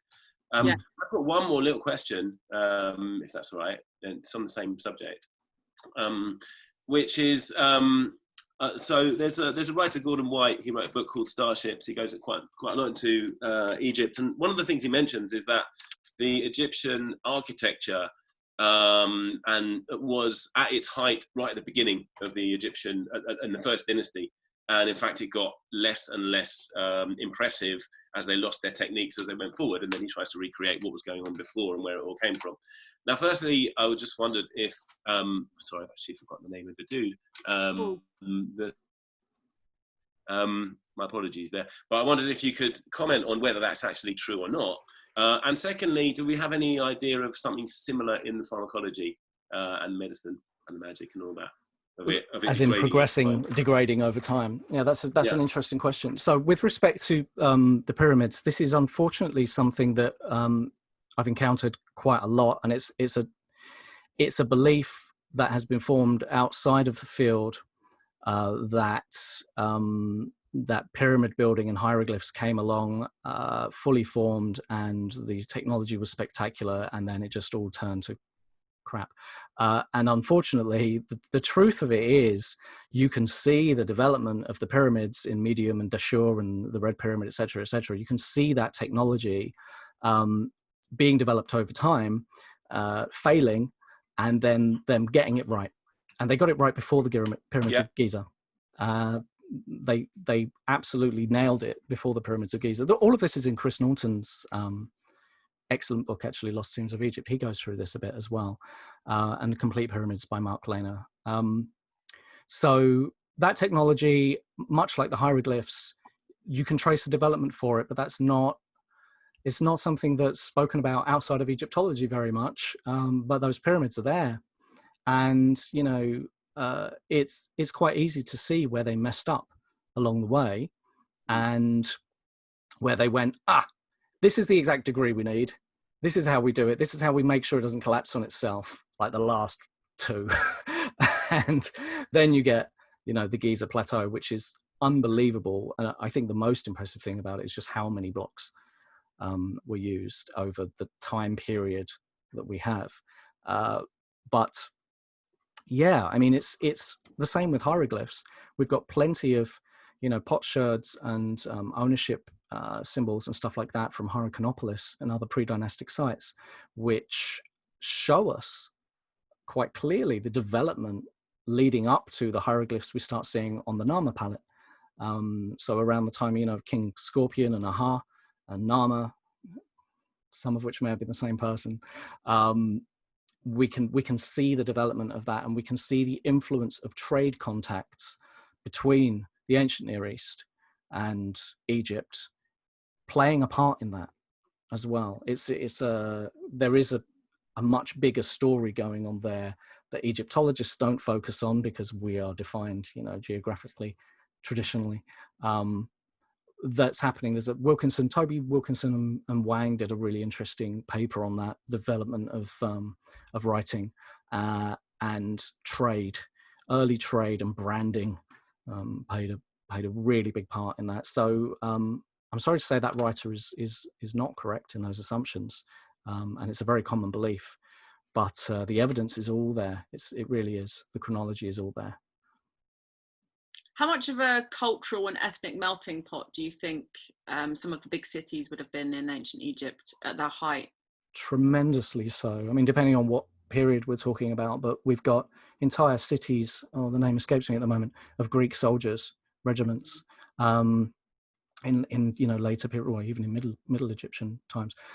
So if we cast back to about 10,000 BC, what we see is a lot of pastoral herders and potentially Sudanese herders moving in and settling the Nile Valley. And it seems like there were, Sub-Saharan African peoples, settling in the Nile region anywhere up to around 5,000, perhaps 4,000 BC. And then there's some kind of movement. And it seems to be roughly around the time or just before the time that we see evidence of trading. We see potential displacement. And whether this is preserved in their mythology, in the sense of the idea of the Horus Set myth, Upper Lower Egypt, etc., because in Upper Egypt, which is southern Egypt, if we have Sudanese, it always confuses me that upper is north and lower is south, or lower is north. Lower is north. Yeah. So in Upper Egypt, which is southern Egypt, we have evidence and linguistic evidence, mostly some traces of Sudanese settlers. Is that I was reading about Kerma culture, and Kerma was Kerma really early? No, Kerma's much later. Kerma and Kushite culture is with respect to the Egyptianized monuments, is much, much later than this. What's interesting is there is some evidence. There's a really good volume put out by UCL, part of the Encounters with Ancient Egypt series, called Ancient Egypt in Africa, and it looks at, kind of critically and objectively tries to look at the conceptual, linguistic, cultural links between very early Egypt, later Egypt, and the rest of Africa. And we can on the one hand say Egypt is African because it's in Africa. We can on the other hand say, well, actually the ancient world didn't define land masses the way we do, which is based on satellite imagery in the shape of continents. Their reality was very different. It was Mediterranean basin, in the north, in Lower Egypt, and then it was the different cataracts of the Nile and mountain, very almost impenetrable mountain ranges at certain points in Sub-Saharan Africa. But it seems like, very early on, you've got Sudanese settlers, and then movement, migration, perhaps, coming from the ancient Near East and the Mediterranean. And then by the time you get to the New Kingdom, I mean, forget about it. Like, the interesting thing, and I think something that goes to the ancient Egyptians' credit, is that they didn't judge on ethnicity. The idea of racism existing in the ancient world the way it does in the modern world is an inaccurate projection. Racism in the modern world is by and large a product of the slave trade and the various hoops that Western civilization tried to jump through to disassociate different ethnicities and races. Race in itself is a contentious category. It's an imposition on a continuum. So the idea of racism in the ancient world is a modern projection onto an ancient mindset, which doesn't necessarily have a parallel. Now, when we look at the way that the ancient people describe themselves, which is distinctly Egyptian and different from, we're different from, this is the way the Egyptians mostly portray themselves. We're different from those people over there, in what we would call the ancient Near East. And we're different from those people in the South. We are Egyptian. Now, whether you were black, white, probably not really many white people in ancient Egypt, let's be honest, or any shade in between, that seemed less important from what we can glean in the record than whether you were an Egyptian by nationality and subscribed to their culture. And once you became an Egyptian culturally, it didn't matter where, for the most part, from what we can glean, where the rest of it came from. And this is why we can quite comfortably see different ethnicities on the throne in different eras without really any reference to that as being a bad thing or a good thing or any kind of thing. It just is, which is maybe a lesson we could take from them. I did read those Ramses books. Christian Jacques. There seems to be quite a lot of racism in that book in terms of Egyptian people looking down on Nubians. But was that just because they were their enemies? Well, I think it's partly because it's a fiction book, and it's partly because he's an Egyptologist, though.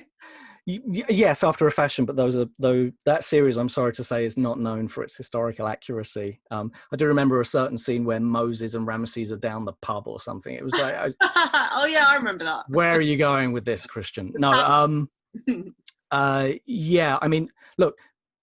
To be fair, there were distinct categories and hierarchies based on nationality, social class, blah blah blah blah blah. And it's fair to say that there was some denigration of the Ethiopians, for instance, by the Egyptians at certain points. The Greeks made distinction between the people in Egypt, physically, as in phenotype.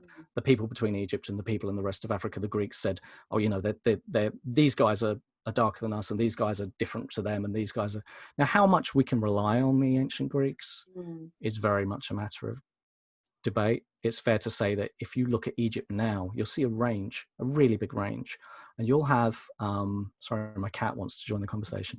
You'll have everything from Egyptians, Arabic Egyptians, who self-identify as Caucasoid, essentially, everything through to Black Egyptians.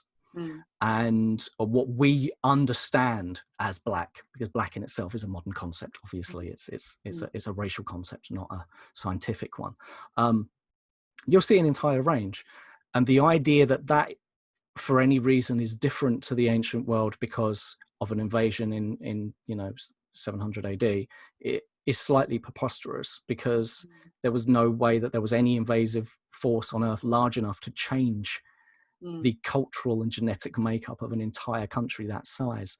And it kind of makes sense that you would have more of the kind of multiculturalism that's an interbreeding with the rest of Africa in the south, where you have Sudanese settlers at the very earliest points of, so it's entirely possible that there's every range. And that, coming back to your question, that if you look at an Egyptian city especially in New Kingdom or the late period. I mean, Alexandria was full of Greek people by that point. You know, and the Ptolemies were, by and large, with very few exceptions, all Greek and bred with each other. So, but then you go further south and you'll see a very different phenotype, and that's why it's impossible to say, you know, what did an ancient Egyptian look like? Well, they look like an Egyptian, and by and large, there's an average of the way that they represented themselves, but it's everything from black to Middle Eastern, as we understand it. Mentions redheads, because Kasha was talking about the followers of Set being angry redheads. Oh, I love that. I love that thing. The dream book. Yeah, I love that thing. So you have the two ideals. The one ideal is the follower of Horus. The follower of Horus is a very good citizen. The follower of Horus is a good boy. And they are particularly talking about men. This isn't me being gender specific here, but they're particularly talking about men. So that the follower of Horus is generally, and they'll have physical description as well, is dark haired, of a certain complexion, of a certain temperament, obeys the law, does what he can for his neighbors and his community. And then you've got these awful followers of Set, and they have red hair and fiery temperaments and this, that, and the other. I mean, yeah, so it's fair to say, it seems like there was quite a range back in Egypt, and quite the idea of these redheads. I mean, let's remember the way that the ancients looked at nationality, for instance, and we have all these assumptions in the modern world that, you know, if we use terms like savage, it's racist or something. The Irish were seen as the savages of the ancient world. That's me. So, like, we project all of our modern beliefs onto these things, and they're horribly inaccurate. It's just not how the ancient world worked. Gwen's just talking about Jacques promoting himself as the most read Egyptologist, and she's never found his qualifications. Right. Oh, really? Interesting. Kind of like Milton Boone in ancient Egypt. I kind of liked it. It was quite a ripping yarn, I thought, but silly as well. I enjoyed the first book, but I wasn't caught enough to go on with them. Does anyone else have any other questions? I think you should be able to unmute yourself. If you can't unmute yourself, then please let it be known. Let's just see. Hey. Oh, yeah. Here we go. Hi. Sorry, I wanted to come back because my original... hi, everybody. Lovely to meet you. My original posting was sort of one-handed, sideways, trying to listen. So I have nephews in London who are Kemetic followers, and they're very Afrocentrist, and they're being taught around a tree of life structure. So there is a Kemetic tree of life that I'm really aware of. That's fascinating. Where does that come from? Well, this is in the London Kemetic schools. So my nephews are all Rastafari, or they're actually not African based. The families are Caribbean heritage. So there's a lot of I'm constantly filtering through and looking at stuff that they're looking at, and some of it is aliens and some of it is really very Hebraic. And but having a bit of a Kabbalistic knowledge myself, I'm really aware that the teachings of Moses just meaning teacher, Moses comes out of Egypt. So it's just the notion that Egypt is such a big source of all the traditions. So the language and what's lost in the language, even the Greek sources probably, you know, they are using Egyptian sources, and I had the pleasure to work with the Coptic Magical Papyri last year, and we showed. Oh, interesting. We showed their complete collection of magical manuscripts here. So, and we were really lucky. We set some of the hymn to Typhon and to Set. We set that to music, and it was an incredible thing. But the thing about it was, it's a melting pot. It is a melting pot. And the notion of the erasing of the temples and the erasing of the lady from the temple runs so parallel with Hathor, as you say, Sarah. So I'm just kind of trying to trace back threads, and then suddenly to see this African tree emerge in London in the 21st century is just a fascinating lineage. So That's very interesting. I mean, and this is the thing. It's exactly as you say. Like with a number of movements, I think there's so much vying for the authenticity of Egypt through the weight of history. There are so many different movements that have accumulated the things over the years that become associated with authentic Egyptian practice. And, you know, whilst it's entirely possible that there is a tree of life theory in Egypt that I haven't come across, there's always a possibility of that. But the idea that, you know, Moses came out of Egypt and there will be influence there, but it doesn't mean everything that Moses said was influenced by Egypt. So, I kind of take that as a metaphor, as the teachings, that the Jewish teachings come out of the Egyptian tradition rather than a literal. That's what I take that as a metaphor for meaning. I mean, Moses was found and raised by the pharaohs and taught by the pharaohs. The whole thing taken not on a literal level at all, on a metaphysical level, is implying that. And I think, sorry to yabber on, that the problem of Western modern and Western Enlightenment thinking is that they couldn't possibly get an angle on Sub-Saharan history, and they didn't want to, so everything is reversed back to the Greek. Well, and absolutely. Dealing with the backlash of that centuries of racism, with, as you refer to, misinformation. So it's needles in haystacks. Yeah, absolutely. And there's been some really interesting work. There's a text by a scholar called Abenga, which talks about the philosophical lineage and draws some parallels. It's kind of working off of Sheikh Anta Diop as well, who, and I should be clear on this actually, Sheikh Anta Diop asked very appropriate questions. It's just that we haven't always gotten to the same place for an answer, but he asked very appropriate questions about what are the linguistic roots here? What similarities can we see between Egypt and Sub-Saharan Africa? And Abenga picks up that and goes with it. And he actually makes a very salient point, which I agree with and is in the book actually, that to ascribe the word to Egyptian material only cosmogony and to not deny the idea of there being an Egyptian philosophy is part of that legacy of racist theorizing that we attribute everything to the Greeks. And I think that's absolutely fair, because if you actually start to penetrate and understand ancient Egyptian texts, you'll see something far more similar to you were asking this about the Eastern stuff, something far more similar to a Zen-like philosophy. Once you get past the notion that this is an unintelligible gobbledygook that the early Christians thought it was, you get something much closer to philosophy than anything else. And so for us to call it anything but philosophy, I think, is problematic, because it deserves to be called what it is and recognized for being what it is, which is philosophical tracts. Just because their preoccupations were different to the Greeks doesn't mean we can't call it a form of philosophy. But then we get into the kind of terminology and there's a lot, as you'll well know, there's a lot of contesting. Translation. Yes, exactly. And there's a lot of contesting around terminology, because it feeds into, as you quite rightly say, the idea, and it's a very classical education notion, that the Greeks are bestowed the period in history, the priority in history of handing down all of this knowledge to us, when the truth is much more mixed, obviously. Yeah, and still is. Yeah. I think the takeaway for me from the Coptic exhibition is that multiculturalism and pluralism is an ongoing situation. Yeah, absolutely. Yeah, 100%.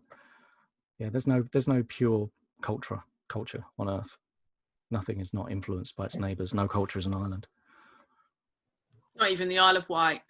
Thank you very much for your question. There's Rufus would like to ask a question, and I think he's going to come and ask you himself. Are you there, Rufus? Yeah, okay, if you've got me. Hi. My question's a bit open-ended, really. You see, I'm one of these people who is a Kemetic practitioner of sorts at the vaguer end of the spectrum, because specifically I'm part of the Fellowship of Isis and have been Oh yeah, for a long time. I know you guys. I've been to your things. Sure. I'm a priest in the Fellowship, and I've worked that in a public way.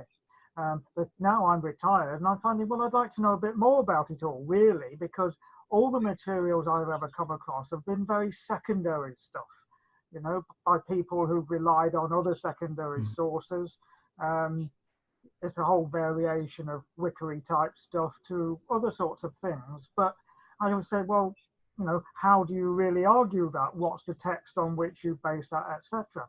So then I get, you know, I try and I'm about to start a BA degree in Egyptology to try and find out a bit more. But all the stuff that I read by esteemed Egyptologists is really quite disappointing.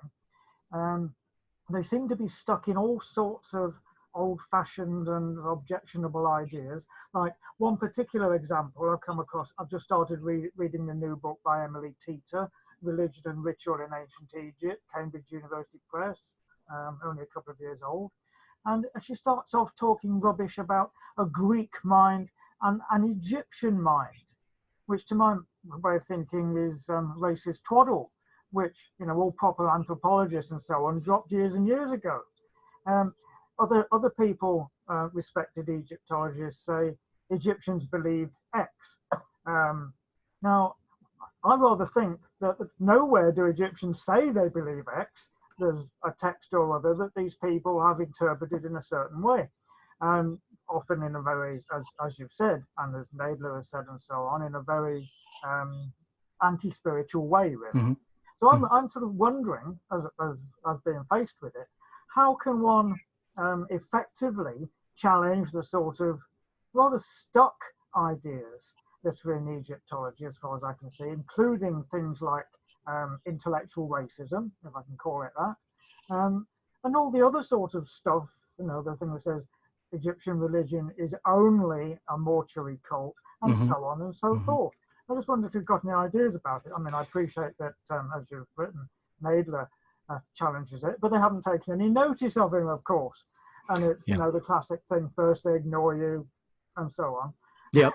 Yeah, 100%. Yeah, really good question. Have you got any ideas about how you get through the brick wall, really? I think for me, it was a matter of, because you're absolutely right, you'll encounter an awful lot of that and an awful lot of one-sided views of what Egypt was and what the Egyptian believed, and very prescriptive kind of ideas of how these people operated. And for me, I was lucky enough that I found sources like Alison Roberts and Stephen Quirk, and people who had a much more open and reflective approach to Egyptian religion and the Egyptian mindset, whatever that is. It is an uphill struggle. I'm not going to say it's one I've even come close to achieving myself. The fact that I got Profane Egyptologists published to me is somewhat of a surprise, actually, to be honest with you, because I kind of felt like when I was writing the piece that no Egyptologist would ever pay it any heed because of the situation of Egyptology at the time.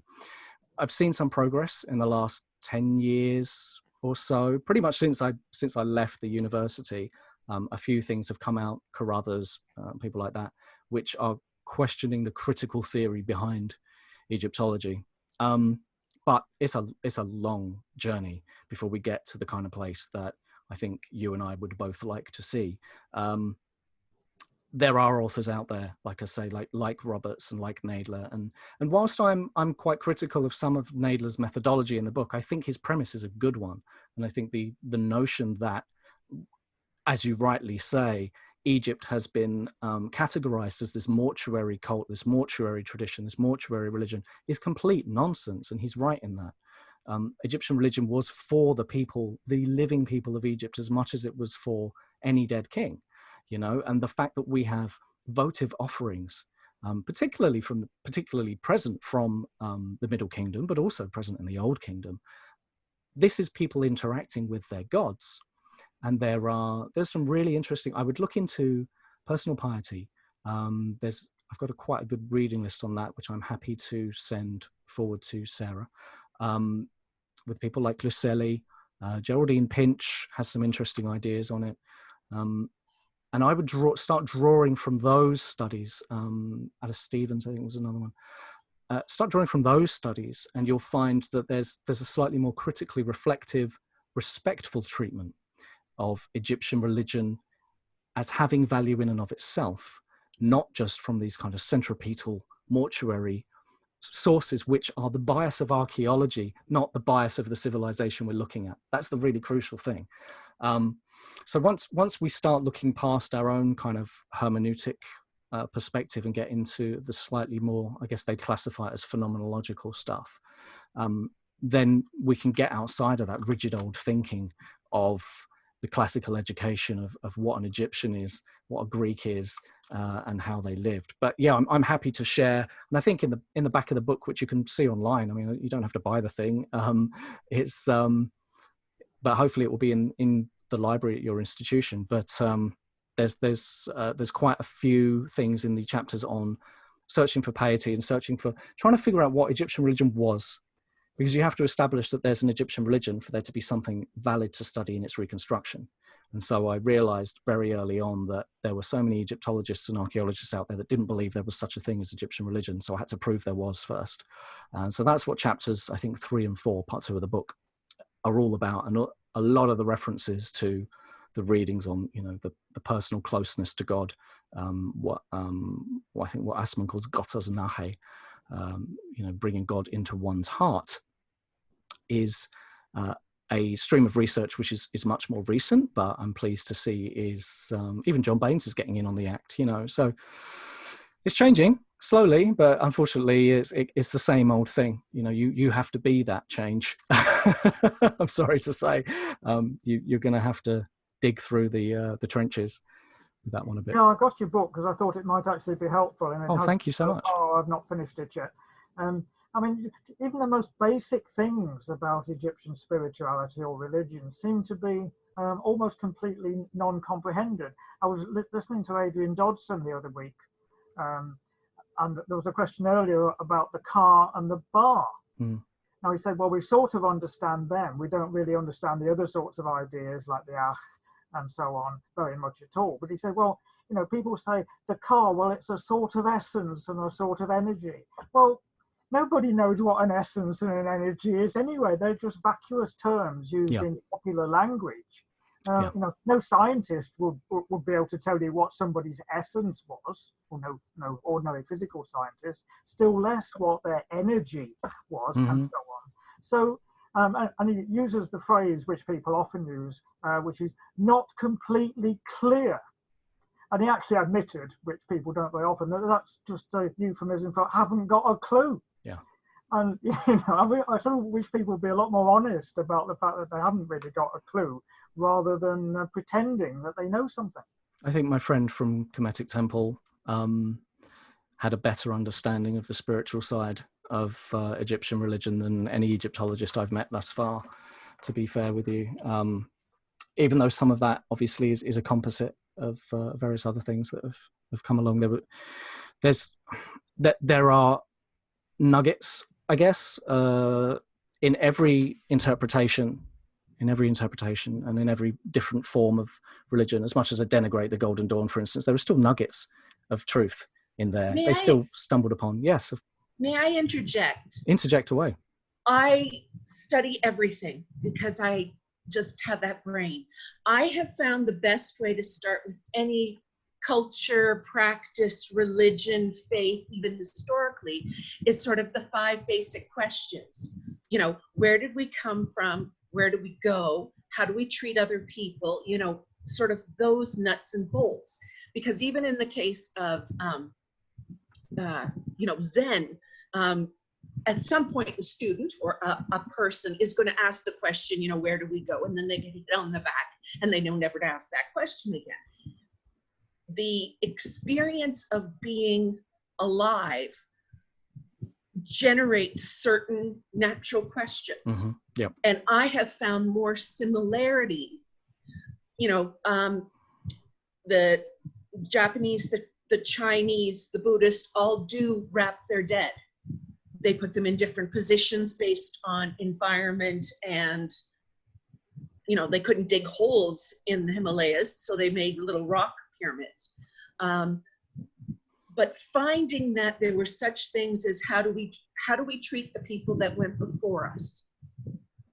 And those types of questions I find open my brain when I go to look at something new. because they're questions that I have, and to turn the filter and just ask them and then see what the culture, the group came up with as the answers to that questions, and then how they demonstrated it. Thank you. Yeah, absolutely. Yeah. And I mean, this is part of the human experience, isn't it? And there are certain practical things that we all have to encounter as people. And, you know, I think Joseph Campbell did a wonderful job of interpreting the idea. Not everyone buys into the monomyth per se, but the idea that, well, of course there are these archetypes, because we're human beings and we have minds and we encounter the same obstacles wherever we are in the world, with a different emphasis depending on our environment, and our culture responds to that. And yeah, you're right, it's the human experience, and there are universal questions like that, which absolutely come up. And I tried to approach, when I was doing the research, I tried to approach my participants in the sense of, you know, well, these are questions one would ask of most world religions. Let's get that straight and figure out how they, you know, reply to those. But that's like I say, that's all in there as much as possible. But a book can only be so long. Thank you. Do you think Kemeticism? Oh, sorry, Rufus. You go ahead. I've asked Rufus. Questions. Yeah, I just want to say thank you for your comments. I mean, it's might be a bit of an uphill struggle, really, but I wish you all the luck. I really do. One's going to have to be doing a lot of reading at a rather advanced level to, you know, to counter this stuff. But that's just fate, I suppose. Yeah. Good luck with it. Thanks, Rufus. So, Paul, I just wanted to ask you, do you think Kemeticism is going to become more popular? Because, as I was saying to you before, I'm amazed, although I am super into and excited and interested in ancient Egypt, I'm kind of amazed at how many other people are as well. Like I was saying to you, like every town seems to have an Egyptological society or some sort of organization. And you think, this is quite amazing, like how huge it is. Yeah, absolutely. And looking at the trajectory of Kemeticism, from when I studied it to the last time I spoke to Tamarasuda, for instance, it had already grown by 50% in that kind of 5-year period. So I think it's fair to say we are looking at, with the advances in technology, the fact that these are not strictly speaking online religions, but they're religions online. And that means that the potential for their growth is almost limitless if you consider that it's about exposure. And once people who are interested in this world become exposed to the fact that, oh, I can practice this is a thing. And in a sense, I think that possibly maybe doing research on stuff like that will help disseminate it as an unintentional consequence of doing that. But that doesn't bother me at all. I think it's great. I think people should have resources to practice the religions they want to practice and believe what they want to believe, and I don't think it's Egyptology's place to dismiss that so readily when we're sharing resources and even doing some of the same actions. So I was wondering actually about potential conflicts of ideologies between Egyptian Egyptologists working in Egypt with the current sort of regime and thinking, and the idea of ancient Egyptian people, like we were talking about it before, about it being very sexual and based around fertility cults. And is there a kind of hushing up of those elements amongst? I would say de-emphasis rather than hushing up. There's very much an emphasis coming, and this is, I would say, financially and politically motivated by RIP, because Egyptology needs to survive, and it needs to, as one of those subjects that's denigrated to the humanities more than a science, it needs to prove itself capable of being a science to thrive in the future. And in particular, in Egypt, there is an emphasis on forensic archaeology and scientific archaeology in that sense, and that's become a big part of the appeal of Egyptology, whether it be in a popular realm, on television, things like that. The idea of us, and I remember this is a particular frustration of Christina Riggs, the idea of us practicing essentially the same kind of archaeology over and over and over again, this obsession with these kind of dead celebrities, important as they may have been, is becoming a bit of a frustration for archaeologists who want to get into other realms and look at some more interesting questions.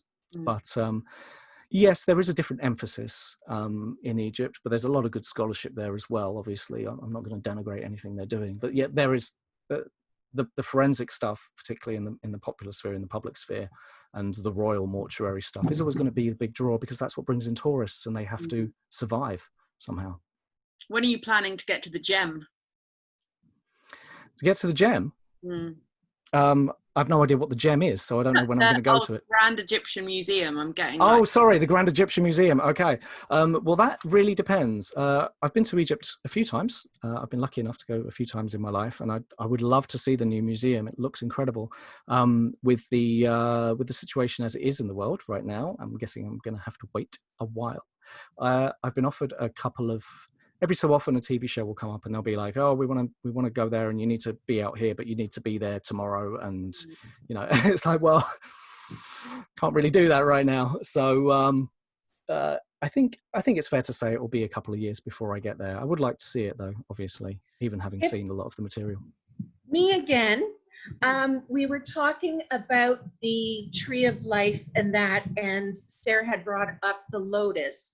And along my travels, I've read the lotus creation story in terms of how they saw the lotus being the representation of life in all of its stages. And so in many ways, even though it's a plant, it's still sort of something of a tree because it has seasons and it dies and lives. Yeah, absolutely. And I think we can't understate the importance of the lotus symbolically to the ancient Egyptian. And I think we have to avoid the temptation of projecting our desires, obviously, onto the Egyptians and our ideas of the kind of Kabbalistic concepts that might not have a direct parallel. But that's not to say there won't be some influence somewhere necessarily. That won't be. That's not to say there's not a similar conceptual model that's expressed in a way that's more appropriate to the Egyptians, like you say, in the lotus plant and the flower, etc., etc. But sometimes we find that conceptually, like the thing with that Nadler's talking about, with it requires a philosophical reversal of thought to bring a modern idea of shamanism into ancient Egypt, for instance, because the concept of shamanism depends on a different idea of transcendence, which is foreign to the Egyptian mindset. So that's the kind of thing we need to be wary of. And I would always caution against saying, creating a false equivalency and saying one thing is the same as another because it's similar, or that it's influenced by another because it's similar. Similarity doesn't imply influence. But you're absolutely right in the sense that there are certainly more symbols in Egypt, and that would be an entire series of conversations on its own, I'm sure, than we regularly kind of pay close attention to, particularly in Egyptology. Symbolism tends to take a back seat for most practitioners, I've found. Yeah. Well, we're on 8 o'clock now. Does anyone else have any other questions? Because I feel like we should probably let Paul go. That was so good. I feel like I can't think of anything else I want to ask now. I feel like I'm spent of questions. I feel like I'm spent but satisfied. Good. Can we have a book list? You showed some titles on your slides, and I didn't get the name and authors. If that's something you could send to Sarah, only because you piqued my interest. Absolutely. Yeah, I'm more than happy to send some recommended reading. It may take me a couple of days to put something together, but I'm happy to do that. I have enough books to read. I'm sure, don't we all? I've got 100 back there that I've yet to really pour my eyes through. But Oxfam bookstores are an absolute treasure for Egyptology books, I found. That was so interesting and brilliant. Thank you so much. And thank you so much, all of you lot, for your questions. Like, what a highly intelligent, brilliant audience. Thank you very much. Thank you for coming along. Really appreciate it. Thank you so much, Paul. That was great. So I wish you all well. Good evening, and I wish you all very sweet dreams. Good night. Bye. Thank you.